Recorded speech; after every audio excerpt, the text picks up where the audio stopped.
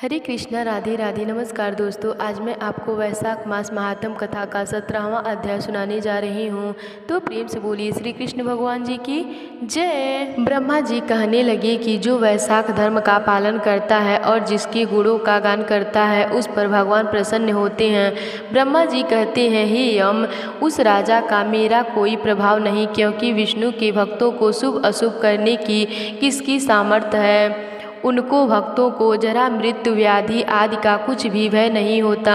सेवक को स्वामी से जिस काम के लिए नियुक्त किया है, जब तक उसमें शक्ति है किए जाए, और जब कार्य करने की शक्ति न रहे तो स्वामी से निवेदन कर दें। उसी समय वह उड़छड़ हो जाता है और उसे कोई दोष स्वामी का कार्य करने का नहीं लग सकता। अपना कर्तव्य कार्य करने में प्राणियों को कोई दोष नहीं लगता।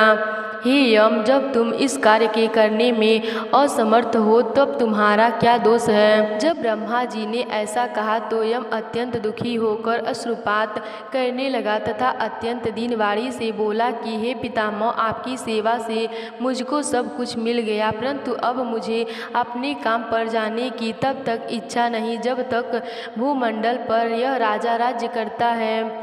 जब तक इस राजा को इस कार्य से मैं चलायमान नहीं कर देता मुझको विश्राम प्राप्त नहीं हो सकता। आप मेरे इस कार्य को सिद्ध कर दीजिए, तब ही मैं फिर शासन कर सकता हूँ। यम की यह बात सुनकर ब्रह्मा जी सोच में पड़ गए। थोड़ी देर विचार करके ब्रह्मा जब यम को समझाते हुए बोले कि हे यम, इस वैष्णव धर्म में परायण राजा का निग्रह तू नहीं कर सकता, और यदि क्रोधवासतः तू नहीं मानता तो विष्णु भगवान के पास चलते हैं, जैसी वह आज्ञा करेंगे वैसा ही किया जाएगा। ऐसा कहकर ब्रह्मा जी यम को साथ लेकर क्षीर सागर में गए और निगूढ़ रूप परमेश्वर आदित्य पुरुषोत्तम भगवान की संख्या योग से स्तुति करने लगे।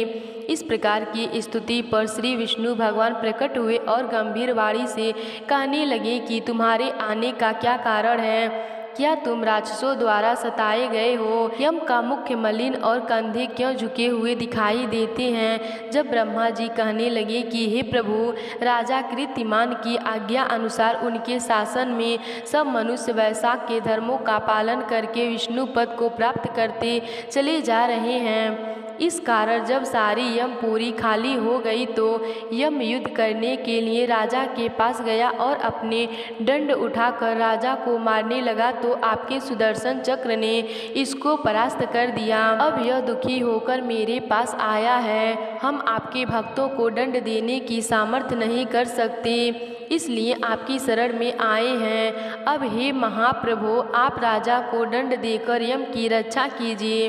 ब्रह्मा जी की यह वार्ता सुनकर भगवान कुछ हंसकर कहने लगे कि हे ब्रह्मा जी तथा यम, मैं लक्ष्मी जी अपनी देह और प्राण भी त्याग सकता हूँ। श्री वत्स कौस्तुभ मणि तथा वैजंती माला का त्याग कर सकता हूँ। श्वेत दीप, वैकुंठ, क्षीर सागर, गरुड़ और शेष को भी छोड़ सकता हूँ, परंतु अपने भक्तों को नहीं छोड़ सकता। आप ही सोचिए, जिन्होंने मेरे लिए स्वतः त्याग दिया और अपनी आत्मा मुझ में ही लगा दी, मैं उनको कैसे त्याग सकता हूँ। फिर भी हे यम, मैं तेरे दुख को दूर करने का उपाय बतलाता हूँ। इस राजा की आयु मैंने 10,000 वर्ष कर दी है, जिसमें 8,000 वर्ष बीत चुके हैं। अब 2,000 वर्ष की आयु और होकर वह मेरी सायुज्य मुक्ति को प्राप्त होगा। तब वेद नाम का एक राजा बड़ा दुराचारी होगा और सब वेदोक्त धर्मों को नष्ट कर देगा। वैशाख धर्म भी लोप हो जाएंगे। फिर मैं पृथु का अवतार लेकर पुनः धर्म की स्थापना करूंगा और वैशाख धर्म भी मनुष्यों से कराऊंगा।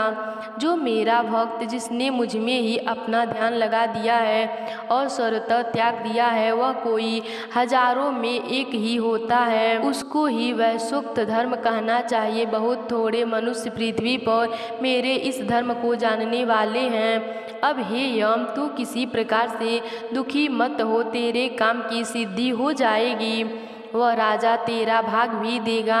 अपने अपने भाग को ग्रहण करने वाले दुखी नहीं होता। जो मनुष्य उद्देश्य से प्रतिदिन स्नान, अर्ध जल, कुंभ, नदी, अन्न आदि का दान नहीं करेंगे, उनको वैशाख धर्म निष्फल हो जाएगा। जो कोई प्राणी तुम्हारा भाग देकर वैशाख धर्म करे, उनके कार्य में तुम विघ्न मत डालो।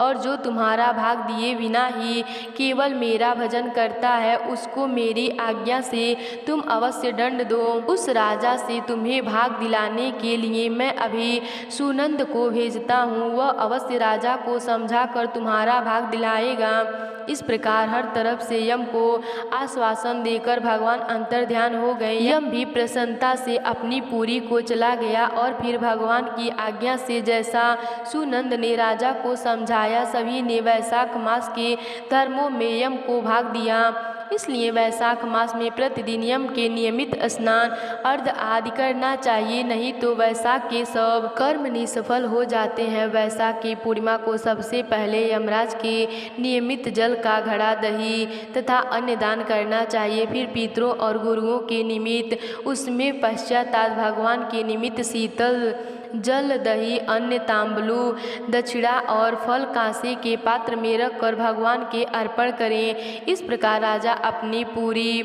आयु को भोग कर अपने पुत्र पौत्र आदि समेत वैकुंठ को चला गया। जब वह राजा वैकुंठ को चला गया तो वेन नाम का महापापी और नीच राजा हुआ। उसने सब धर्मों तथा वैशाख के धर्मों का भी लोप कर दिया।